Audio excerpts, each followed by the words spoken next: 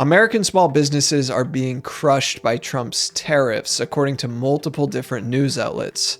The same tariffs that have been ruled illegal by a federal court, but somehow are still left in effect while we wait for the Supreme Court to rule on them. Now, they're expected to hear the case on November 5th, and just yesterday, one of the companies arguing against the tariffs said in a brief that these illegal tariffs are a $3 trillion tax increase on Americans over the next decade. And while many of the headlines over the last several months have focused on the impact of tariffs for big businesses, it's really the small businesses that have been left in the dark here. See, small businesses in America represent more than 40% of the nation's GDP, and they employ nearly half of the American workforce. That's according to the US Chamber of Commerce. So in a lot of ways, they're the backbone of the US economy, and yet they're the ones being dragged down the hardest from these tax increases. Right now, there are more than 34 million small businesses in the United States. The latest data shows the number of owners who are confident in the financial future of their company is at the lowest point since 2009. Another survey finds about 62% of small businesses say tariffs have negatively impacted their overall operations. Small businesses can't navigate tariffs like a big corporation can. Big businesses have thousands of employees, some have entire teams that are specialized in mitigating this headache for them. They also have less leverage when it comes to negotiating with the administration. Your local manufacturer or retailer isn't getting a meeting with the White House and having exemptions carved out for their products like Apple is. The difference here is scale. Big businesses have economies of scale, which give them both leverage with suppliers and the navigation of production. But also, they often utilize something called transshipping. This is when companies reroute imports that come from one country, but make it seem like it came from a different one. Typically one that doesn't have a tariff or has a lower tariff than, say, a country like China. Doing this is technically illegal, but let's be honest, when has that really stopped big corporations before? And this is exactly what happened in Trump's first term. When he put steep tariffs on Chinese imports, the majority of companies just shifted their production to Vietnam, India, or Mexico, sometimes not even shifting the actual manufacturing process, just having China ship the products to these other countries first, so they could make them look like they were made in Vietnam or somewhere else, and then eventually send them to America, in some cases avoiding the tariffs completely. Notice how a slew of manufacturing jobs didn't come back in Trump's first term? Yeah, that's because the whole tariffs will bring jobs back is actually just a pipe dream, or maybe really just another form of a scam. Speaking of which, these days scams are getting more and more sophisticated, and it's now more important than ever that you remain diligent online, which is why I'd like to talk to you about the partner for today's video, NordVPN. Nord is more than just your average VPN service these days. It's really the all-in-one cybersecurity app for me. See, scammers love to pretend to be someone you trust, whether that's a loved one or a business you use like your bank. And if you don't have something like Nord to back you up, you may never realize that the scammer spoofed the email address to make it look like it came from someone you actually recognized. Luckily, Nord has a threat protection feature that can recognize malicious links and warn you about dangerous websites that you're about to enter your personal information into. And right now, Nord is offering one of the best deals, but only if you use my special link, nordvpn.com/contextvpn. You can get an extra 4 months when you purchase a 2-year plan. But here's the best part. If you sign up, try it out, and you don't like the service, well, there's a 30-day money-back guarantee. So please use my special link. That's nordvpn.com/contextvpn. It's a great deal for you, and it really helps out our channel. All right, now back to the video. Now, according to CNBC, who spoke with almost a dozen small business owners in the US, they all claim to be crushed by Trump's tariffs. And economists say it's a warning for the economy. One example from CNBC's article was a Utah-based small business called Village Lighting. They make Christmas lights and holiday decorations. Their supply chain is split about 50-50, half in Vietnam, Cambodia, Indonesia, Myanmar, and Thailand, and the other half is in China. Now in 2024, they spent under $50,000 on tariffs, but this year, they expect to pay at least $1 million. That's a near 2,000% increase in import costs. For the same goods, from the same suppliers, serving the same customers. The owner says every year he takes out a $2 million line of credit against his home. He then uses that money to load up on inventory for the holiday season.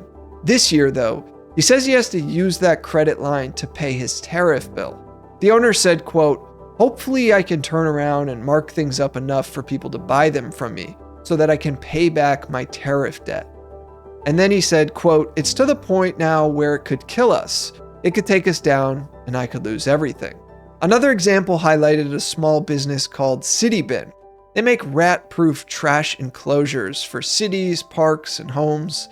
The owners of the company said that they used to manufacture in the US, but that domestic suppliers couldn't actually meet their expectations on things like price, quality, and lead time. So they ended up shifting production to China, and they rode that out for a while. But then when Trump got elected again, they knew exactly what was coming. So they scrambled to move operations to Vietnam, only for that plan to collapse too, because Trump ended up slapping them with tariffs as well. Their tariff bill in 2024 was around $68,000. This year, though, they expect it to be around $380,000. The owners say they've had to add a 15% tariff surcharge to products to offset the cost of them, but that this has led to a 25% decline in sales for homeowners, which makes up about 50% of the company's sales. Now, those are obviously just a couple examples from the piece by CNBC, which shout out to them for the excellent reporting. I'd strongly recommend you check out the article and learn more. Unfortunately, though, it does get even worse. See, a month ago, the Federal Reserve Bank of Boston published a survey for more than 600 small and medium-sized businesses. And what they found is quite brutal. Importers' uncertainty around tariffs has more than doubled just this year, from around 6% in December to over 13% by April. And for those actually paying these tariffs, the average rate has jumped from 6.5% to almost 11.5% in just 6 months. Think about that. Businesses are suddenly paying almost twice what they were half a year ago, and nobody knows where it really ends. How do you plan a budget, hire new staff, or sign a long-term contract when the rules keep changing week to week? You can't. And that's exactly what's happening to small businesses. They're frozen in place while the big players find workarounds. And on a more global level, the United Nations Trade Agency recently warned that small and medium-sized businesses are at, quote, particular risk of investment slowdowns due to ongoing tariff uncertainty. Which basically means while governments argue over trade policy in court, actual businesses in the US and abroad are left to just sit there and bleed money. Now, I just gotta be blunt for a second. All of this is pretty fucking insane. How can one man just impose one of the largest tax increases on American citizens and businesses in modern history without any real oversight, without a single vote authorizing it? How can a court then rule it to be illegal and then somehow allow it to keep going? Well, I guess that kind of privilege is really reserved for the ultra wealthy in this country. But beyond that, it also alienates our allies, and it's a self-inflicted wound. We're hurting our own economy and our closest trading partners by doing this. Now, I know there will be people in the comments who will say, "Oh, you're just being political," or that I've got TDS. No, I don't really think so. This is about economics. And of course, some of it is my opinion on the facts presented. But economics doesn't exist in a vacuum. It's shaped every single day by policy decisions. And I just really can't get over the hypocrisy here.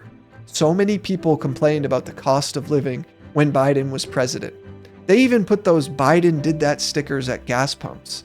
Trump ran on fixing that, on bringing prices down, on helping small businesses, and a slew of other things. But now those same supporters seem to just be fine with small businesses seeing their tariff bills go up 2,000%, with some of them facing bankruptcy. What kind of con is that? The 16th Amendment gives Congress, not the president, the power to tax. Over time, Congress has handed the White House limited emergency powers for things like tariffs, but Trump has turned those into a permanent tax on American businesses and consumers.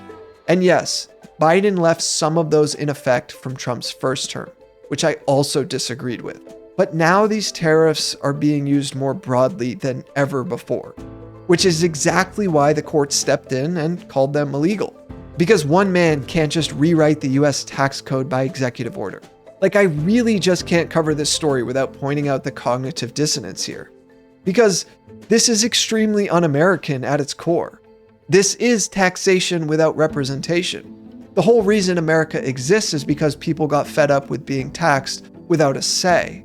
That's literally what sparked the Revolutionary War. And yet, here we are, 250 years later, letting one person impose what amounts to a multi-trillion-dollar tax on its citizens and businesses without a single vote for it in Congress. The irony here is just poetic. These tariffs were sold as protection, protecting American jobs, protecting American industries. But they've ended up doing the exact opposite, crushing the people they were supposed to protect, even if they never had a chance of doing that in the first place. So I guess the thing here is, if we're really serious about putting America first, maybe we should start with stopping policies that actively punish Americans? But on that topic, you definitely got to see what's going on with American farmers, because I covered it in this video here, so please check it out next. Thanks for watching.